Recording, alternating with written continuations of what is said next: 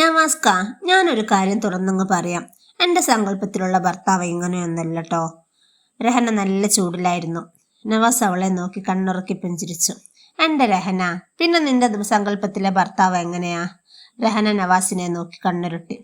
നിങ്ങളെപ്പോലെയൊന്നല്ല.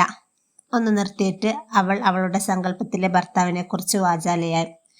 എന്നെ സ്നേഹം കൊണ്ട് വീർപ്പ് മുട്ടിക്കുന്ന, വീട്ടിലെ ജോലിക്കിടയിൽ നെട്ടോട്ടമോടുന്ന, എന്നെ പുറകിൽ വന്ന് കെട്ടിപ്പിടിച്ച് കൊഞ്ചിക്കുന്ന, ഞാൻ പറയുന്ന സ്ഥലങ്ങളിലൊക്കെ കൊണ്ടുപോകുന്ന, ഈ ലോകത്ത് എന്നേക്കാൾ വേറെ ആരെയും സ്നേഹിക്കാത്ത ഒരു ഭർത്താവിനെയാണ് ഞാൻ ആഗ്രഹിച്ചത്. എന്നിട്ട് എനിക്ക് കിട്ടിയതോ ഒന്നിനും സമയമില്ലാത്ത ഒരാളെയും. നവാസ് രഹനയെ സമാധാനിപ്പിച്ചു. എൻ്റെ രഹന, ഞാൻ ഈ ഓടി നടന്ന് കഷ്ടപ്പെടുന്നുണ്ടാക്കുന്നതൊക്കെ നമ്മൾക്ക് വേണ്ടിയല്ലേ? രഹനയുടെ മുഖത്തൊരു പുച്ഛം. എന്നിട്ട് എന്തുണ്ടാക്കി എന്നാണ് പറയണത്? ആകെ ഉണ്ടായിരുന്ന ഒരു ബൈക്ക് ഉണ്ടായിന്, അതിപ്പോ കഴിഞ്ഞ ആഴ്ച വിറ്റ്. ഈ വീട്ടിൽ അതിന് മാത്രമുള്ള ചെലവൊന്നും ഇല്ല കേട്ടോ ഇക്ക. സത്യം പറഞ്ഞാൽ നിങ്ങൾ ഈ ക്യാഷൊക്കെ എന്താ ചെയ്യുന്നത്? രഹനയുടെ മുഖം ചുവന്നു. ഞാൻ അറിയാത്ത ഇത്രയും ചെലവെന്താ നിങ്ങൾക്കുള്ളത്? നിങ്ങൾ ഓടി നടന്ന് അധ്വാനിച്ച് കിട്ടുന്നതിന്റെ കാൽഭാഗം പോലും നിങ്ങൾ ഈ വീടിന് വേണ്ടി ചെലവാക്കുന്നില്ലല്ലോ. അത് പോരാത്തതിനോ പൊന്നുപോലെ കൊണ്ടു നടന്ന ബൈക്ക് വരെ നിങ്ങൾ വിറ്റില്ലേ? അവളുടെ ചോദ്യങ്ങൾക്കിടയിൽ നവാസ് പരുങ്ങി. അതൊന്നും രഹന നിനക്ക് മനസ്സിലാവൂല. ഒരു കുടുംബം മുന്നോട്ട് പോവാനുള്ള പാട് എനിക്കേ അറിയൂ. സാധനങ്ങൾക്കൊക്കെ ഇപ്പൊ എന്താ വില? രഹന നവാസിന്റെ കണ്ണുകളിലേക്ക് ദയനീയമായി നോക്കി. നവാസ്ക, എന്താ ഈ പറയണേ? ഞാനും നിങ്ങളും മാത്രമല്ല ഇവിടെ ഉള്ളൂ. ഇവിടുത്തെ ചെലവ് എനിക്കറിയാം, എത്ര ചെലവുണ്ടെന്ന്. പറയാൻ മടിയാവുന്നു, എന്നാലും ഞാൻ പറയാം. നല്ലൊരു ഭക്ഷണം ഈ വീട്ടിൽ ഉണ്ടാക്കിയിട്ട് എത്ര മാസമായി എന്നറിയോ ഇക്കാക്ക്? നവാസ് അവളുടെ മുമ്പിൽ തല താന്നു നിന്നു. രഹന തുടർന്നു. എന്നും കോഴി ബിരിയാണി വേണോന്ന് ഞാൻ പറയണില്ല അലക്ക. വല്ലപ്പോഴെങ്കിലും ഒരു മീനും ഇറച്ചിയൊക്കെ വാങ്ങിച്ചു തന്നൂടെ? എൻ്റെ വീട്ടിൽ പോയാൽ ഞാൻ എന്ത് പറഞ്ഞാലും എൻ്റെ ഉപ്പ വാങ്ങിത്തരും. പക്ഷെ ഇപ്പോ എന്നെ വീട്ടിലേക്കും പറഞ്ഞയക്കണില്ല. എന്നെ ഇങ്ങനെ കൊല്ലാക്കൊല ചെയ്യാൻ ഞാൻ എന്ത് തെറ്റാണ് ഇക്കാനോട് ചെയ്തതിക്ക? അവളുടെ ചോദ്യങ്ങൾക്ക് മുമ്പിൽ നവാസ് മൗനം പാലിച്ചു. നവാസിന്റെ മൗനം അവളെ ഒന്നുകൂടി ചുടിപ്പിച്ചു. സത്യം പറ നവാസ്ക, ഞാൻ അറിയാത്ത വല്ല പെണ്ണുങ്ങളോടും അവിഹിത ബന്ധമുണ്ടോ? ഉണ്ടെങ്കിൽ പറ, ഞാനങ്ങ് മാറിത്തരാം. നവാസ് ഒന്നും പറയാതെ പുറത്തേക്ക് പോയി. അവൾ പിന്നെയും സ്വയം എന്തൊക്കെയോ പിറുപിറുത്തു. അവളെ ഒരിക്കലും കുറ്റം പറയാൻ പറ്റില്ല. അവരെ കല്യാണം കഴിഞ്ഞിട്ട് 2 വർഷമായി. ആദ്യത്തെ 1.5 വർഷം നല്ല സന്തോഷത്തിലായിരുന്നു ജീവിച്ചത്. പക്ഷെ ഈ ഒരു 6 മാസമായി നവാസിന് എന്തോ സാരമായ മാറ്റങ്ങൾ സംഭവിച്ചിട്ടുണ്ട്. പഴയതുപോലെ കൂടുതൽ സമയമൊന്നും അവളോടൊപ്പം സമയം ചെലവാക്കണില്ല. മുഴുവൻ സമയം ജോലി ജോലി എന്നും പറഞ്ഞ് ഓടി നടക്കുന്നു. അവൾ ആഗ്രഹിക്കുന്ന ഫുഡ് വരെ അവൾക്ക് വാങ്ങിച്ചു കൊടുക്കണില്ല. അവന്റെ ഈ അടുത്തായിട്ടുള്ള ഈ മാറ്റങ്ങളൊന്നും അവൾക്ക് അംഗീകരിക്കാൻ കഴിയുന്നില്ലായിരുന്നു. നവാസിന് മറ്റേതോ പെണ്ണുമായി അവിഹിതം ഉള്ളത് കൊണ്ടാണ് ഈ മാറ്റമെന്ന് രഹനയുടെ ചില കൂട്ടുകാരികൾ രഹനയോട് പറയുകൂടി ചെയ്തപ്പോൾ അവൾക്ക് അവനോട് വല്ലാതെ വെറുപ്പായി. നവാസിന്റെ അവിഹിത ബന്ധം കണ്ടെത്താനായി അവൾ ശ്രമിച്ചുകൊണ്ടേയിരുന്നു.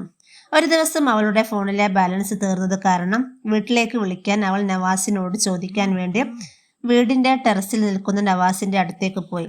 ആ സമയം നവാസ് വാട്സപ്പിൽ ആരോ ആയിട്ട് ചാറ്റിങ്ങിലായിരുന്നു. അവനക്ക് വന്ന വോയിസ് മെസ്സേജ് കേൾക്കുകയായിരുന്നു. ഒരു പെണ്ണിന്റെ സൗണ്ടായിരുന്നു അത്. രഹനയെ കണ്ടതും നവാസ് പെട്ടെന്ന് ഫോൺ ഓഫാക്കി ലോക്കിലിട്ടു കീശയിലിട്ടു. സത്യം പറ നവാസ്ക, ഏതാ പെണ്ണ്? ആ ഫോണൊന്ന് നോക്കട്ടെ. നവാസ് അവളെ നോക്കി പുഞ്ചിരിച്ചു. ഒന്ന് പോ രഹന. അവളുടെ ഒരു സംശയം.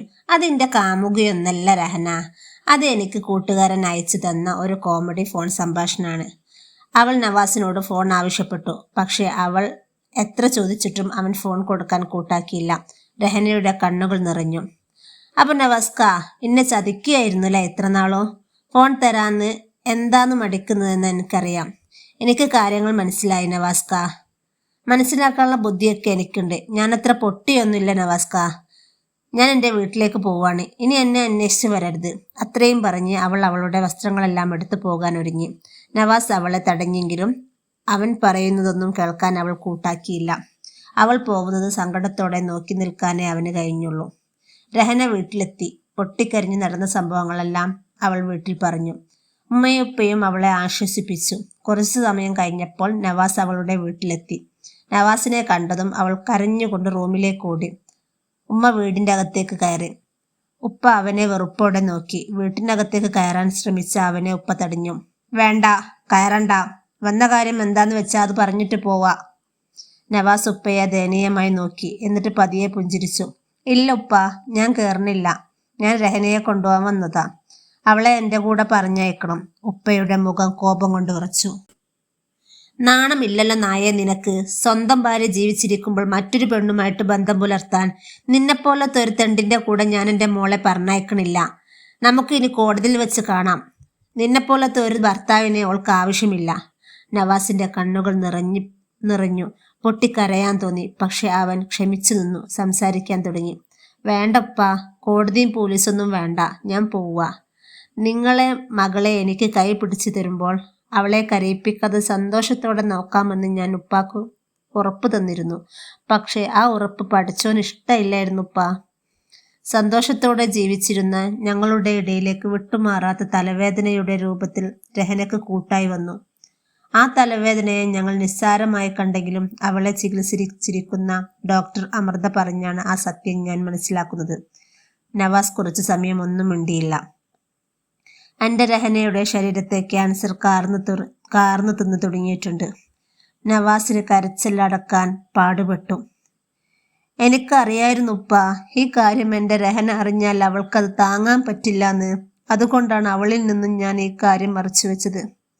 അവൾ പോലും അറിയാതെ ഞാൻ അവളെ ചികിത്സിക്കുകയായിരുന്നു ഉപ്പ. ഞാൻ ഇത്രയും നാൾ ഞാൻ കാണുന്ന ജോലിയൊക്കെ പോയി കാശുണ്ടാക്കി ബൈക്ക് വിറ്റതും എൻ്റെ രഹനയെ ചികിത്സിക്കാനായിരുന്നുപ്പ. അവൾക്ക് വേണ്ടി ആരുടെ മുമ്പിലും കൈ നീട്ടാൻ എനിക്കിഷ്ടല്ലപ്പ. ഉപ്പ നവാസിന്റെ മുമ്പിൽ മാപ്പപേക്ഷിച്ചിട്ട് കൈകൾ കൂപ്പി നിന്നു.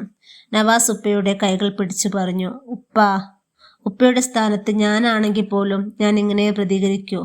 നവാസ് ഒന്ന് നിർത്തിയിട്ട് ഒന്ന് തുടർന്നു.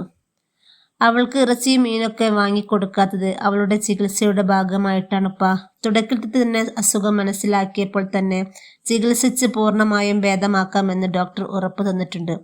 അന്ന് വാട്സപ്പിൽ മെസ്സേജ് അയച്ചത് ഡോക്ടറായിരുന്നു. ഒന്നും പറയാൻ പറ്റാതെ എൻ്റെ രഹനയുടെ മുമ്പിൽ ഞാൻ ഒന്നിനും കൊള്ളാത്തവനായി, ചതിയനായി. എല്ലാം ഞാൻ ജീവിച്ചത് അവൾ എനിക്ക് നഷ്ടപ്പെടാതിരിക്കാൻ വേണ്ടിയായിരുന്നു ഉപ്പ. നവാസ് പറഞ്ഞു തീർന്നതും രഹന അവളെ കെട്ടിപ്പിടിച്ചതും ഒരുമിച്ചായിരുന്നു.